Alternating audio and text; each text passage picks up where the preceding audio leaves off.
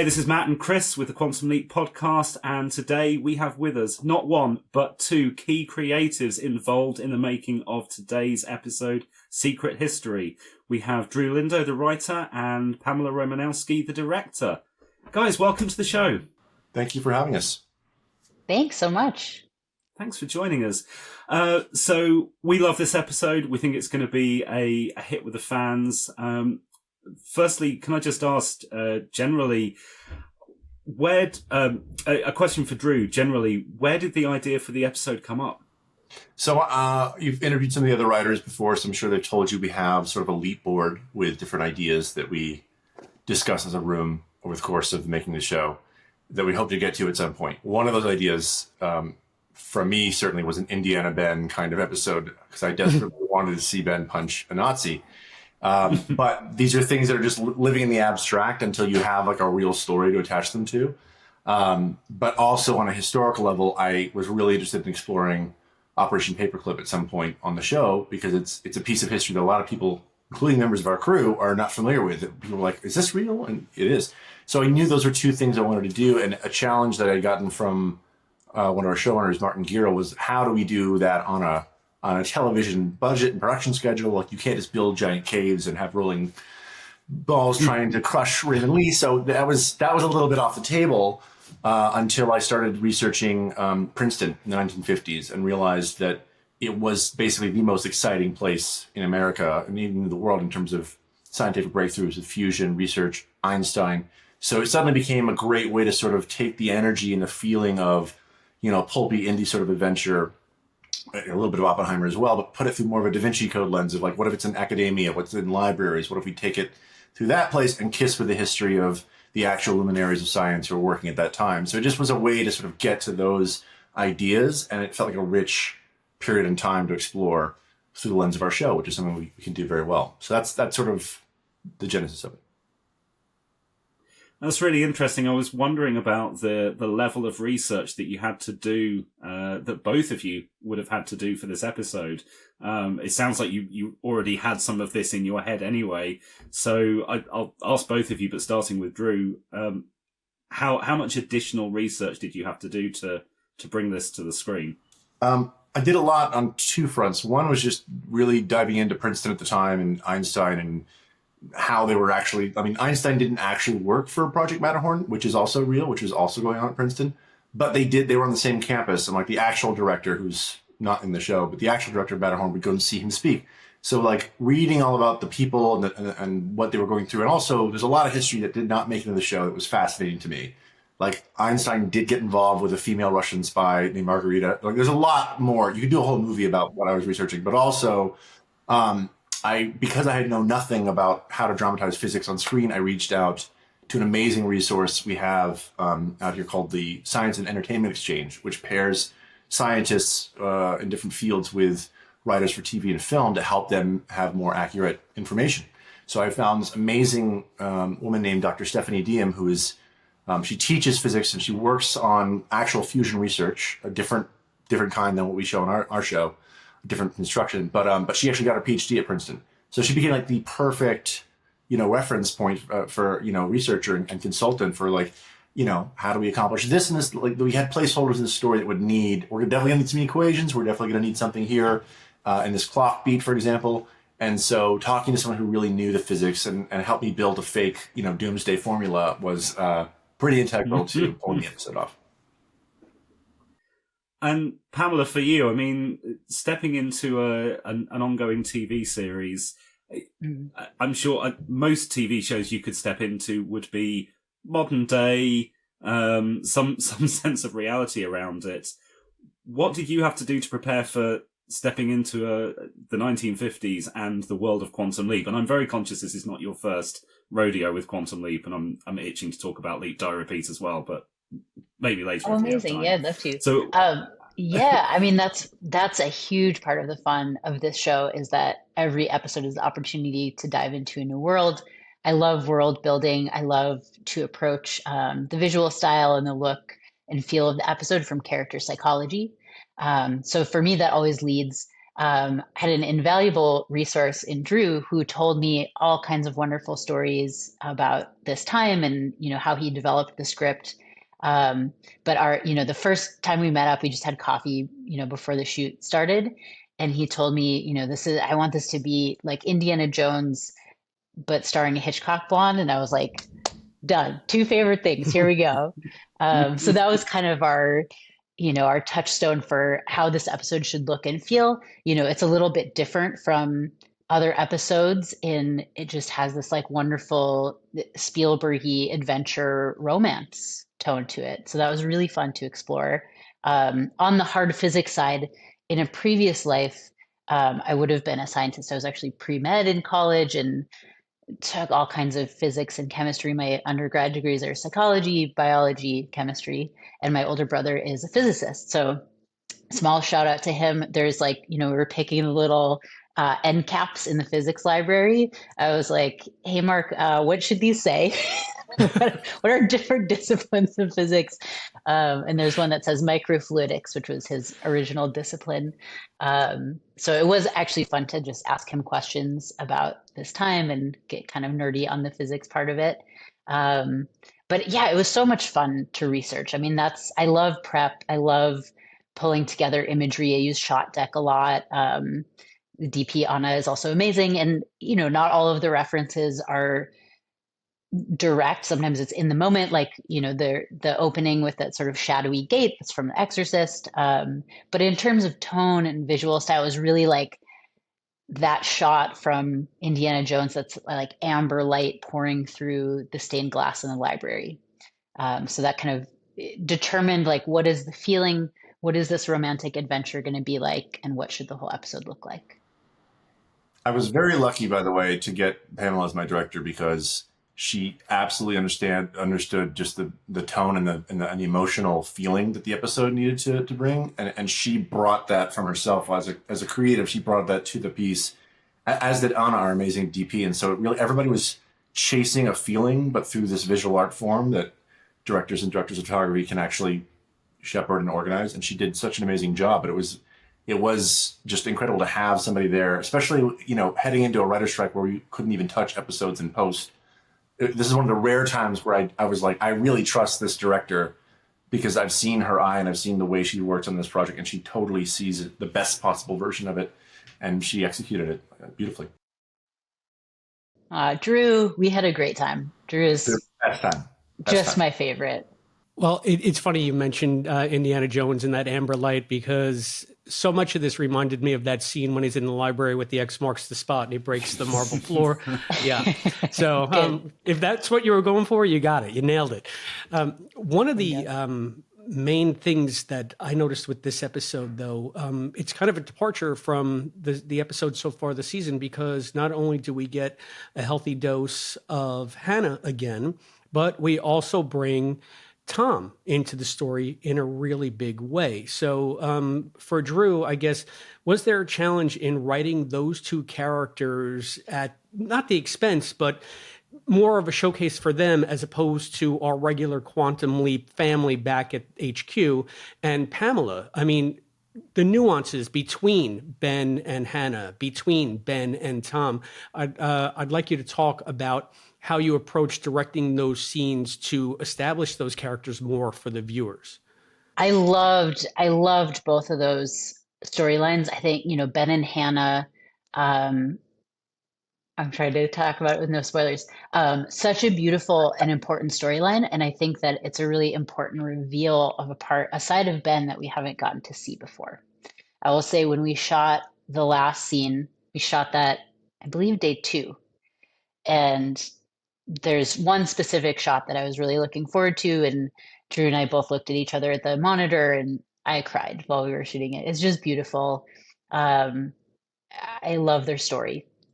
The other side of Ben that we haven't often gotten to see is what comes out with Tom. Ben is, the consummate good guy.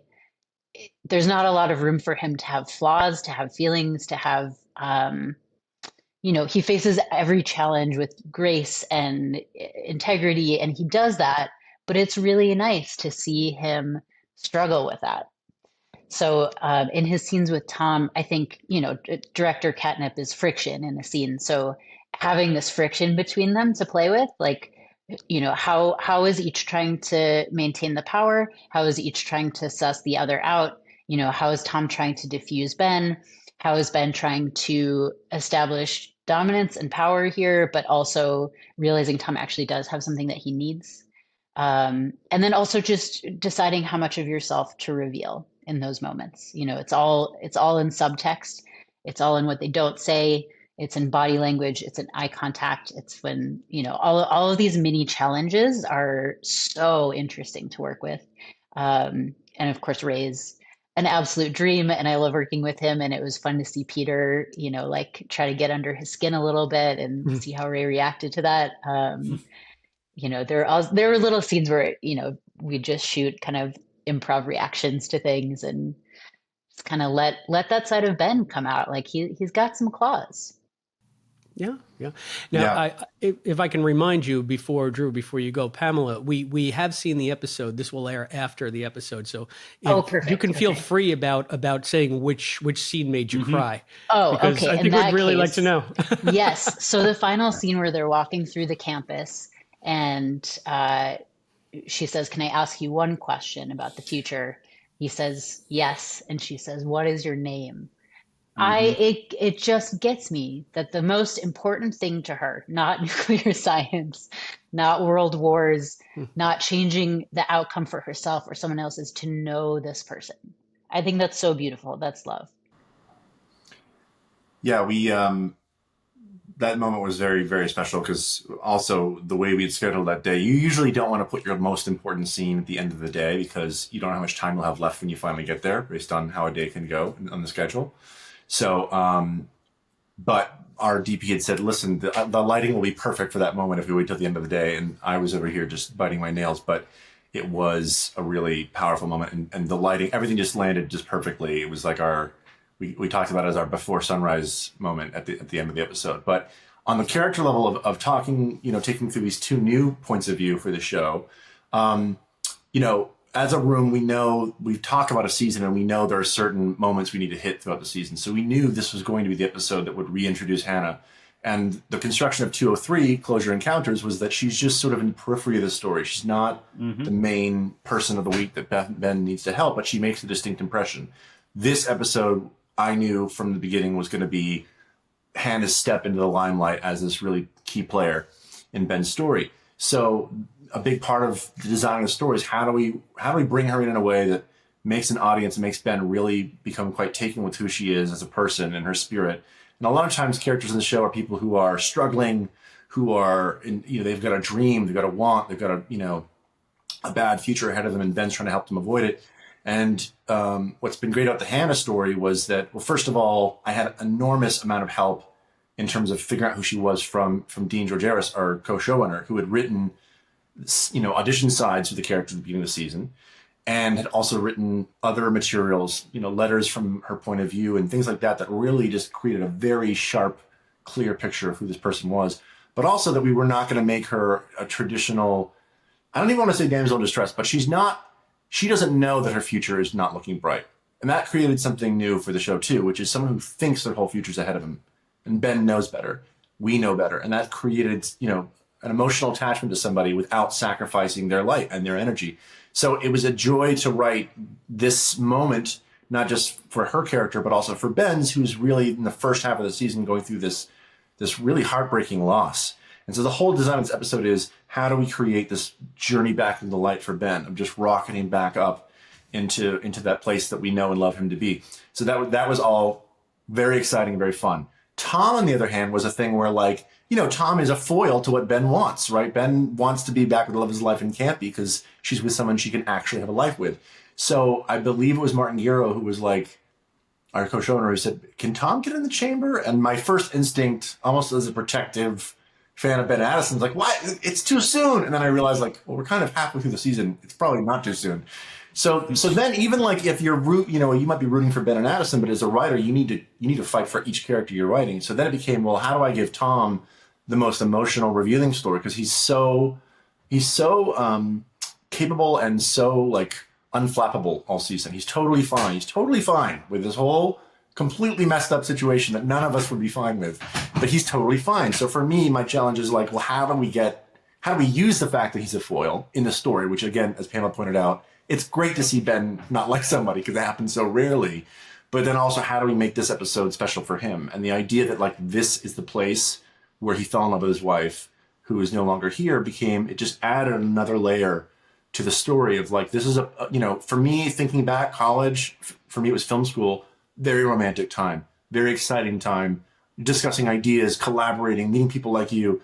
So all those feelings you want to recreate from your own experience in the world of, science and physics, we were doing that, but also through Tom, there's a forlorn quality, right? Because that's a painful past now. Good memories become painful when we lose people. So these are challenges on the story level, like how do we, and also, we didn't, Ernie was unavailable for the episode, so we had a void to fill using Tom. So it really created new storytelling opportunities. They're challenges, but the results were really fruitful and really made both characters much more winning, I think, to the audience's eyes. I'm really interested in that, the development of Hannah that you were talking about earlier. Obviously, yeah, you said Dean set the scene for that, but I'm sure, Drew, in your head, you were already starting to think ahead to what you were going to be writing for 206, how that was going to be playing out. When 203 was being broken in the room, did you feel a bit of a desire to push more for this is what I think Hannah should be doing, or were you? Well, I think what attracted me to the story in general that felt super personal that I loved, because I would say that the Hannah story is definitely that's a Dean and Martin, that was their idea for the season, and when I heard it, it was like it tapped into these. I've had experiences in my life where you have a short amount of time with somebody, and it's very profound. Whether you can stay with somebody or not, you can have these moments that really can have a positive, amazing effect on you. So that feeling of the value of one human being to another and how special that can be, and the finite feeling, that fleeting finite romance feeling, I was so excited to tell that story because it felt very personal. But then for 6, it was like it was that transition from the background of the story to the limelight of the story. And so one of the first things that came to mind was like, this playful beat with the accelerator and the magnetic field with the watch was like, okay, there's something playful and beautiful and fun about her, even in this, academic world.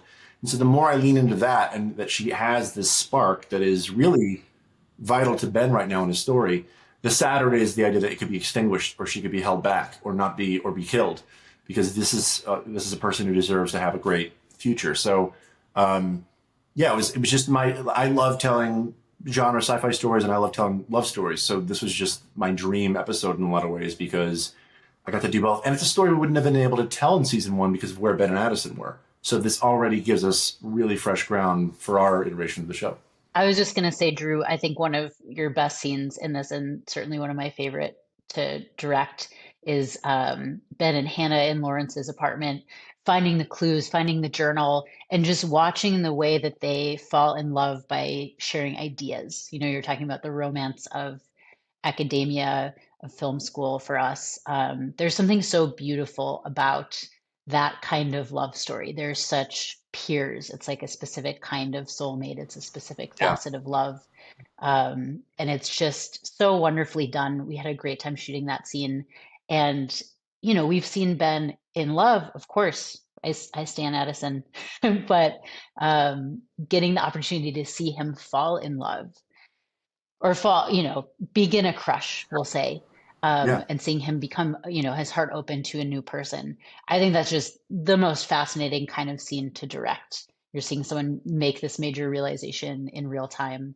I just love some of those little moments where it's like, he's like, don't you need the journal? And she's like, I have a photographic memory, and just, Ray's little reaction to that. It's like, oh, shit, who is this lady? Again, not only did Pamela direct the hell out of the episode on set, and that was especially that scene, which Pamela block shot. And so it was like, we got to watch this. It's when you put both of those scenes together, it's a big scene. It felt like we were watching Ray and Eliza do theater that night. It was really exciting. But what's really hard to get directing TV because the schedule is so intense are, directors will come in and it's difficult for them because they come into like the machine's running and there's so little time. It's really hard to get the moments and the little beats between the story plot points, right? To get those moments on camera that really are, that people remember and really talk about. And Pamela got that every single day on set. She never sacrificed the moments that were really special, just moments of human behavior. And then in the edit as well, like that little shot of Ben reacting to him not being the only person with a photographic memory is super sweet. So it was wonderful to see her really have that attention to detail, not just on set, but in the cut because I didn't get to work on it at all. So when I finally watched it, I was like, oh, thank God, like all these things that, I was on set, I was seeing us get it, but I was just so happy to see it all, the way she constructed it with our editor, Piper, was just elegant and just so involving. And like you said, we didn't get to see Ben and Addison fall in love. We picked up with them already engaged in season 1. So to see this happen for the first time, see this romance develop on camera was a really exciting thing to write. That brings to mind something that I've been noticing this season. It seems like this season is a bit more adventurous. The leaps seem a little bit bigger. I think there's a number of factors that go into that, probably mostly because we're not having one mission that Ben is on now. It can be more expansive. And the entanglement with Addison is, like you said, he's kind of unfettered at this point. But with these broader leaps, these more adventurous leaps, Drew, to your point, Pamela, I would like to ask, you wanted to make this more of a sweeping adventure piece, but you knew that you also had to do some of the most intimate character stuff we've seen so far this season outside of Ben and Addison. So how did you approach making that balance that Drew was just speaking about? Because I felt like the episode didn't sacrifice one for the other. It worked on both levels very well.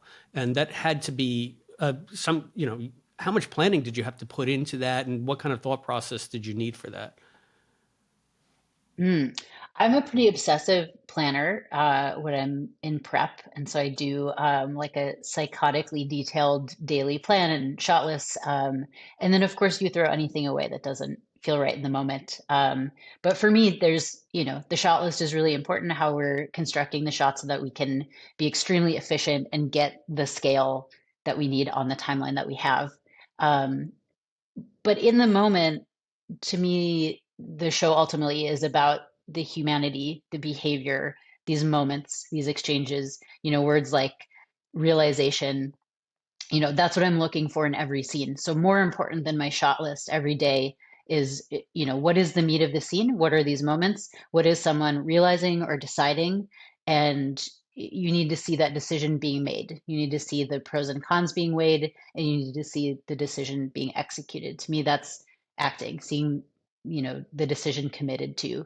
So I think most of my directing is more about asking the choice to change slightly, because these actors are also committed. You know that you're going to see the decision being made. Small things like, again, in this last scene, Ben is also deciding how much of himself to reveal, of course, to Hannah in the moment, but the meta version is to us. We know that his job is so deeply lonely. He talks about, I meet these people and I never see them again.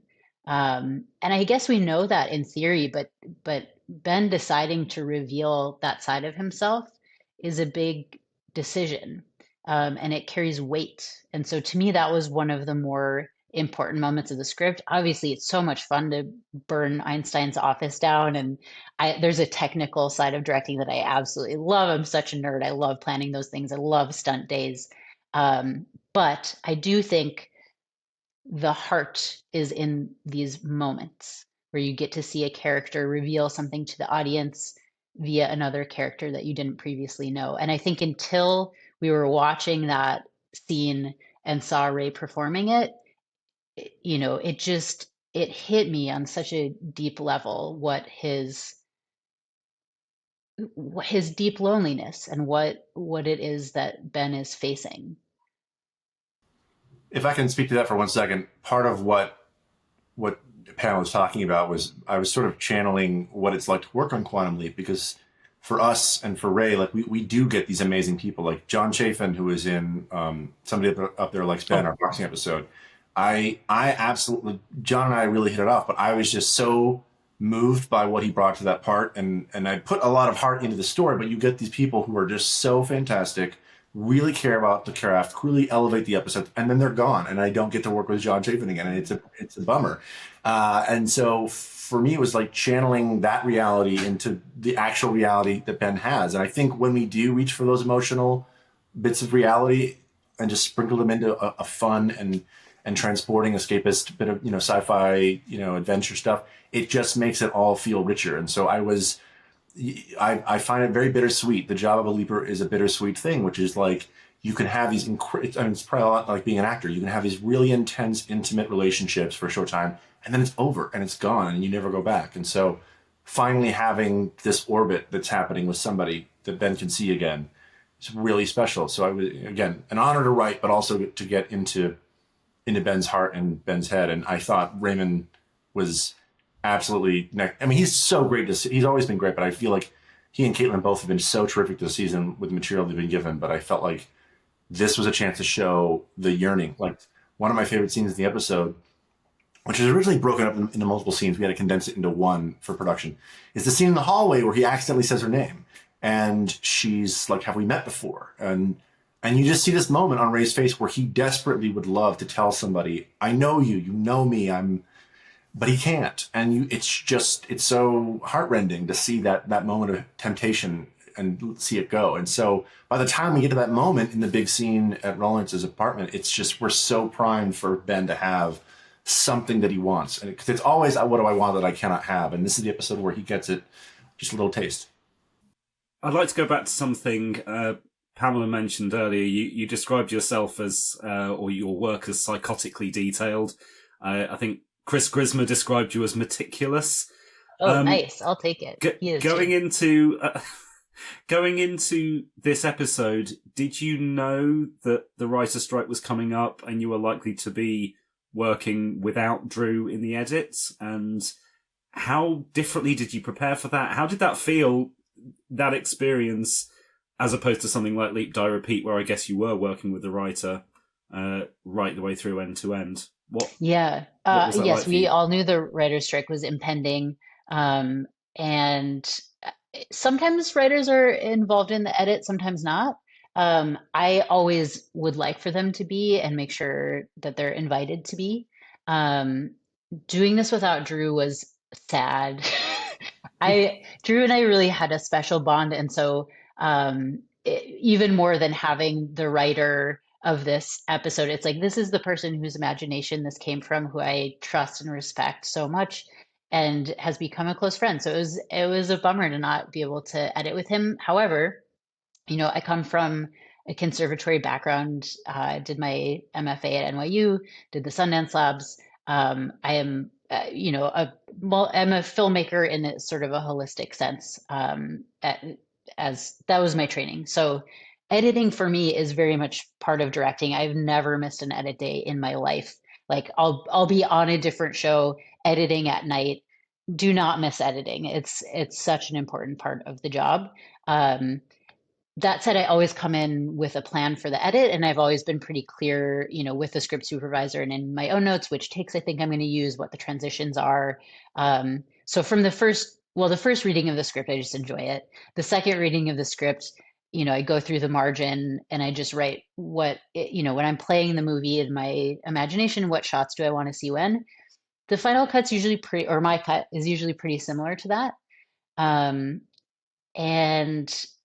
I guess the difference is usually the episode is way over time. And so I would deliver something in my director's cut that's, here's the whole episode with not a single word or moment cut. And then also here's something cut more to time that I think you'll like. Ideally, the last day at least of the edit, I'm sharing with the writer and the showrunner, so I can say, here's what I've done so far. What are you liking? Is there anything that you'd like me to focus on this last day? It was a bummer to be there without Drew. However, I'm super comfortable directing an edit and leading that ship. So I felt pretty confident Drew was going to be psyched on this edit. And I couldn't tell him much about it, but I was just like, Drew, I feel good. Yeah, I mean, that. again, it's very rare to have that level of trust with it's just because part of our job is to really help mold an episode in the editing room. So, but I, again, couldn't have thought of anybody better to take it across the finish line. And also to speak to her meticulous planning, I just want to say, like, a big part of the episode involved like a window, and literally Pamela mocked up her version of what it would look like, color palette, like everything, and like to help art department come up with like what this iconic clue was going to look like, in the episode. And I was kind of stunned. Like, it was just, she kept refining it like on her tablet. So it's just one example of her attention to the detail of the world building and the visual presentation. And again, like, we got to do, I just love the choice of, like, we're in some more medium wides in this episode when we're going through the library. So you're feeling the space, because the art department did an amazing job. And I do want to shout out, like, I feel like our entire crew, this was a hard episode to pull off. Doing Princeton in the 50s in New Jersey in LA is not easy to pull off. We didn't have access to a lot of campuses that we could have really utilized. So our costumes from Genevieve Tyrell, our art department, Mei Ling, like, we had so many people really, our props, Eric, who did an amazing job recreating the Stellarator. Like, there's just so many people really, and the photography and the lighting, like, everybody worked really hard to give it the best possible presentation and to really sell it. And I was shocked. Like, even when we were scouting, there was certainly a day with Pamela and I where I was like, I don't know if we're going to find Princeton for this episode. It's going to be very sad if we can't. And but Pamela was always like very confident we could figure something out. And we found this location, and you started putting picture cars and the costumes, so that you feel like you're making a real movie all of a sudden. So it was quite an experience. Yeah, the setting was very effective, and I really did feel like this was one of the more period feeling pieces of the series so far, even though it was very subtle. It's not like Vegas in the 70s, but it did have its own distinct flavor. I want to, Drew, ask you a bit more about the Tom character, because we spoke to the Ben and Hannah relationship, but I have to imagine that writing for Tom is very difficult, because sometimes he seems impossibly patient and impossibly nice. And do you ever have like the urge to have him say what goes on here, why I'm in the middle of this? And then also, I mean, it seemed to me at the end of this episode that under any other circumstance, like Ben and Tom would be like the best of friends.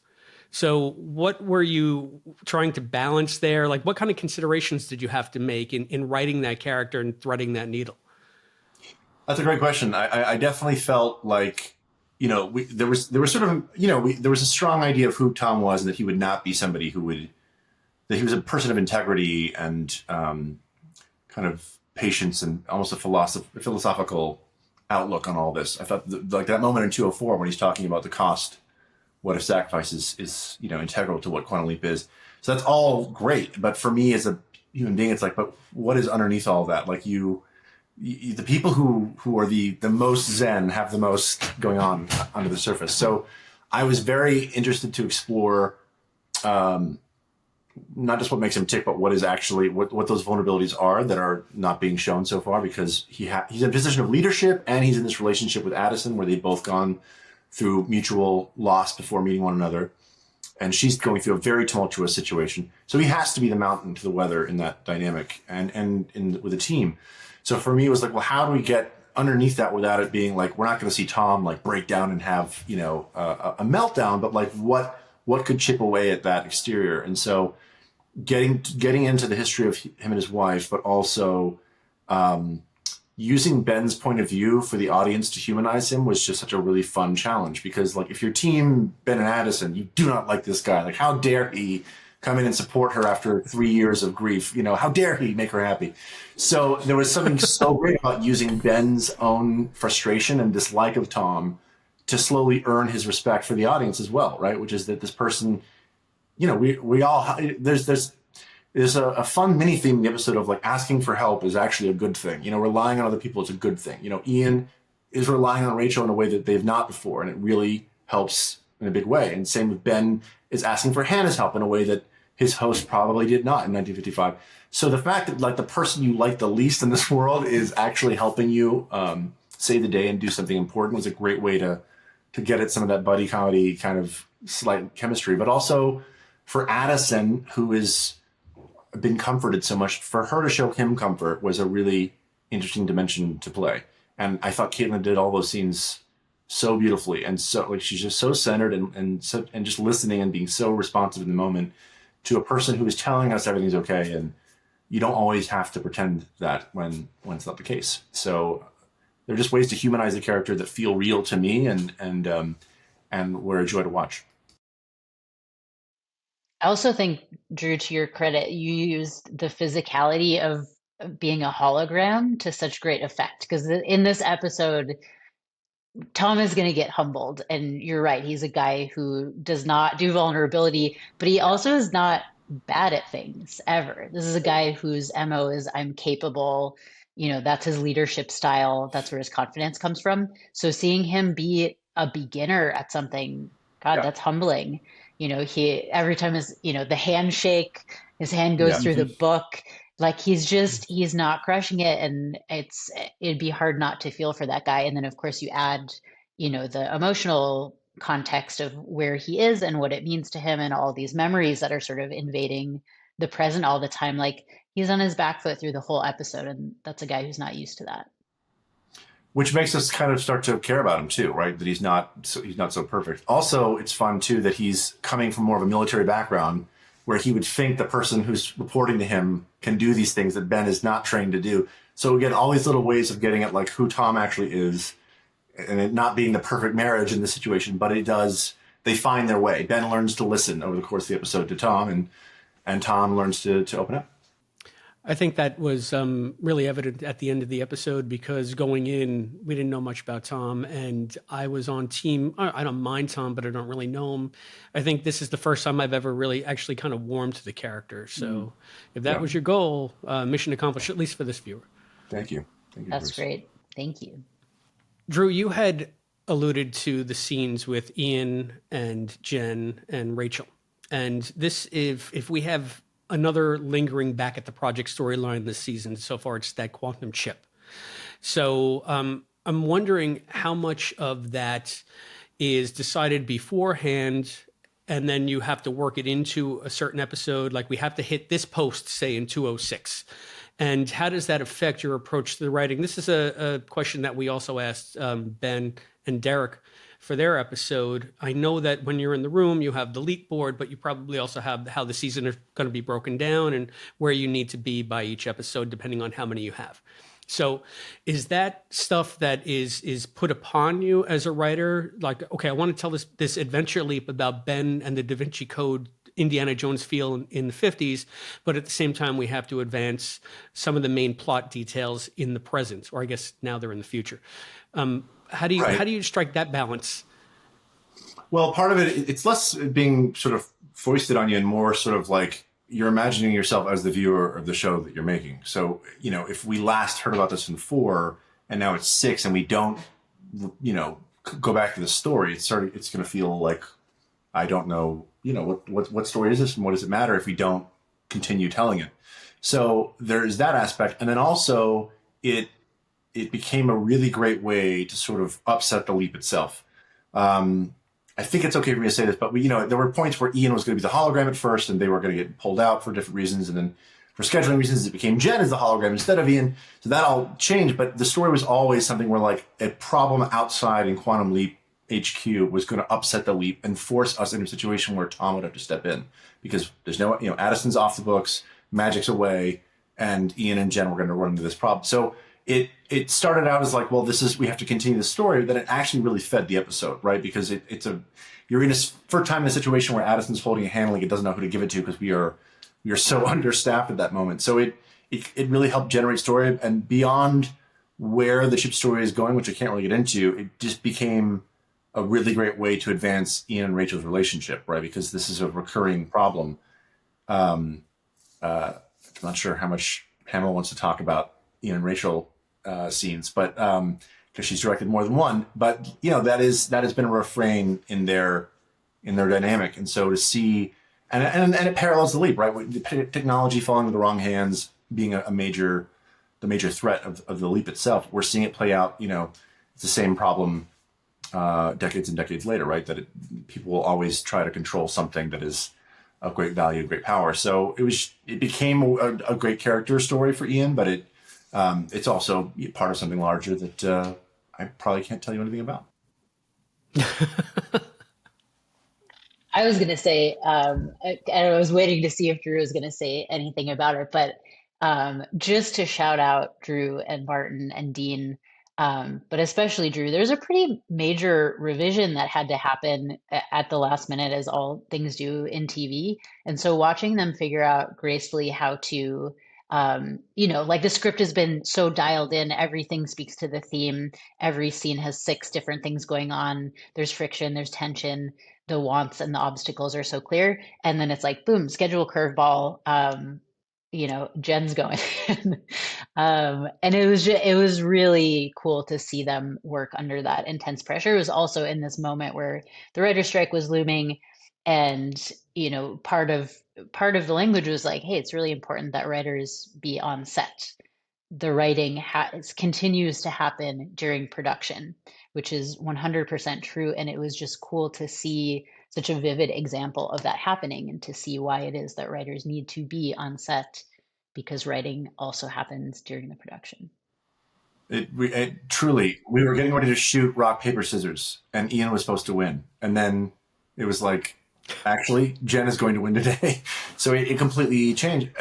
But to the episode's credit, I think, and I originally thought like this would be a great leap for these two friends to go on together who are total nerds about Einstein. But what it gave the episode is, I think Marissa is fantastic in the episode. She brings an outside perspective, right? She's not part of the science nerd community so for her, it's a steampunk hamster maze, but it brings a nice contrast to Ben. Part of the fun of the episode also is like Ben is psyched about this leap. How often is he like psyched to be somewhere as opposed to like, having an oh boy reaction? But this time it's like, I can't believe I'm here. So to have someone just thinking like, my sweet summer child, I'm so glad you're enjoying your lifelong dream that I don't totally understand, that I'm going with it. It just brought some great stuff. And Martin and Dean both had some great jokes that they injected into the script that day just to help with this new reaction, because it wasn't Ian there to say, here's the calculation for why you're here. It was Jen. And so I love seeing them together, and that moment with him in the library where he's clearly starting to wrestle with feelings about Hannah and her fate. I thought Marissa did that scene so beautifully and really centered the episode. Yeah, I did. I love that moment where she said, "Oh, if I were Ian, I'd have a very precise answer for you, but I'm not, so I don't." Right. Yeah. Especially knowing that background, that's a really nice moment. Also, the little thing where she checks her phone and he's like, "You brought your phone in here?" I love how. And we're like, "Wait, you could have your phone in the hologram?" Okay. Very professional. Yeah, I loved it, and I think using the crew, the HQ crew is kind of falling apart and scrambling, and having that sort of scrambly energy in this action adventure episode was really nice. Yeah, so many moving parts that came together so well in this one. So I guess this would be more for Drew. This episode seems indicative of a trend we've seen this season for sort of more adventurous leaps. And I'm wondering, when you guys are breaking the season, are there types of things now that Ben can leap out of his own lifetime, which was a restriction that Sam had that sort of kept everything grounded in maybe the latest back to the 50s? Do you ever say to yourself, we could do this, but maybe we shouldn't? And maybe that's a bigger question, but I'm thinking like we're going back to like 1692, apparently, from the trailers and the Salem witch trials. And that's like the furthest we've ever seen anybody leap back on the program.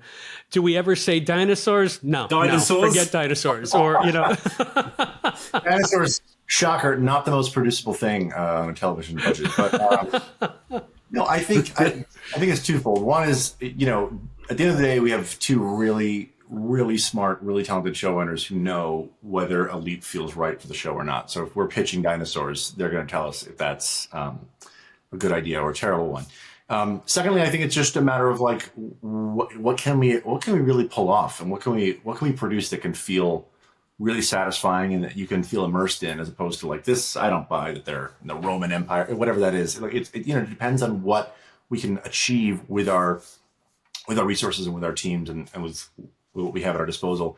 And then I'd say a bigger thing for me personally, I don't know if this is for the room, but just for me, I think, like, historically speaking, I never want to put Ben somewhere to change history that we need or that is important. You know, there's a reason why the scale of the leaps need to be human and like this, as opposed to like prevent world war, you know, because then it's, first of all, we don't want to unwrite our own history because it's important, whether it's good or bad, it's important.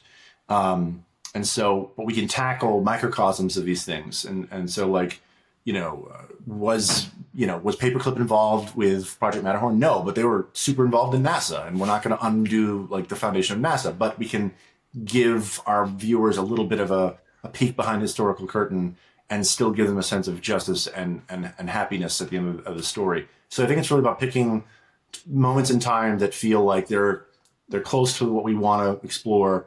We can produce it in a way that makes sense, and that it can tell a story that is really satisfying and exciting for us to want to go to. Because I think a lot of TV's appeal is like, do I want to go there? And I think we have a lot of those leaps this season of like, this is a place you want to go. And I think 6, 7, 8 are all really have really interesting locations and space-time to go to. And I'm thinking for Pamela as a director, and this is also something I'm sure the writers have to consider too, but I mean, Quantum Leap is Quantum Leap. So no matter where you go, you want it to feel like Quantum Leap. When you were directing the episode, this is your second one, you did Leap, Die, Repeat, were there certain touchstones in your mind that make something Quantum Leap as opposed to not Quantum Leap? I know that might be an impossible question to answer, but because it's so ineffable. Yeah, that's a great question. I think the beauty of the show is that it always has the HQ Quantum Leap present tense storyline, and then there's something that's totally different.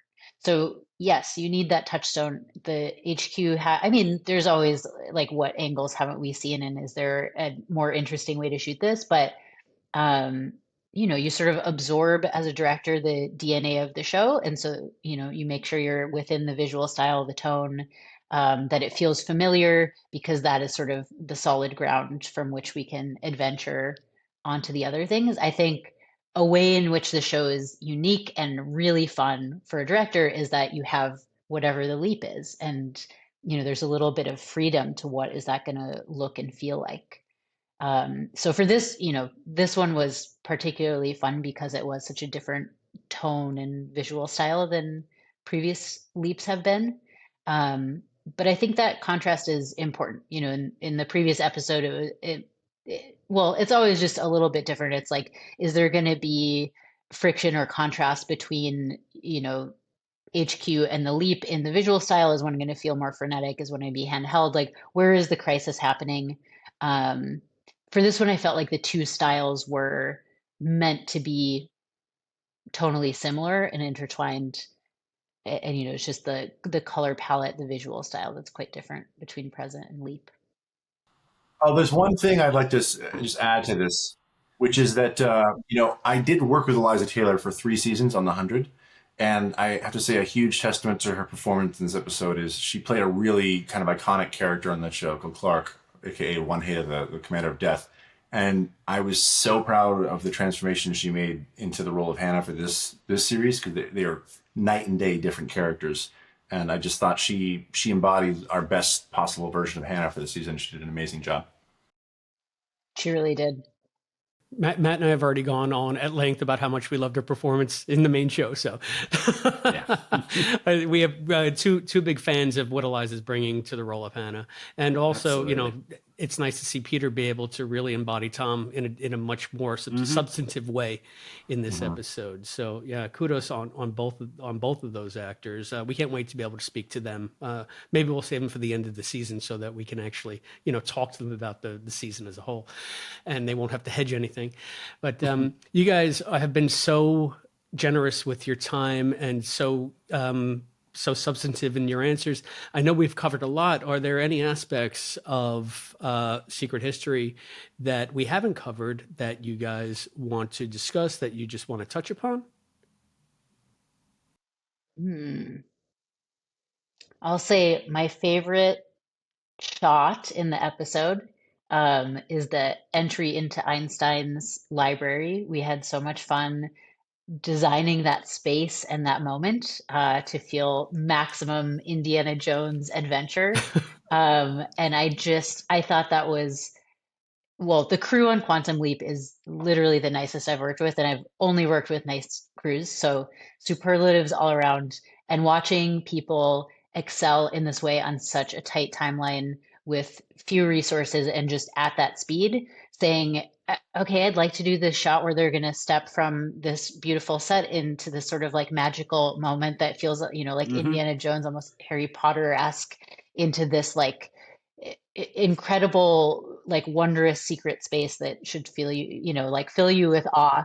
Just a small ask like that, watching everybody figure out how to do that, and then add to that, like, by the way, this wall I'm going to set on fire, so it should be made of metal, and we're going to, like break a lantern here, and then this is where we'll add VFX fire. So watching every department figure out how to rise to that ask was really wonderful. And I just feel so grateful to this amazing crew and cast, and to the writers. It was such a big, ambitious episode, and we had a great time making it, never compromised, and got to make the episode of our dreams. It felt like a little movie. I know we're in wrap up, but just because you brought it up and it was in the back of my mind, I really do want to ask about that tracking shot moving into Einstein's room. I love that moment as well.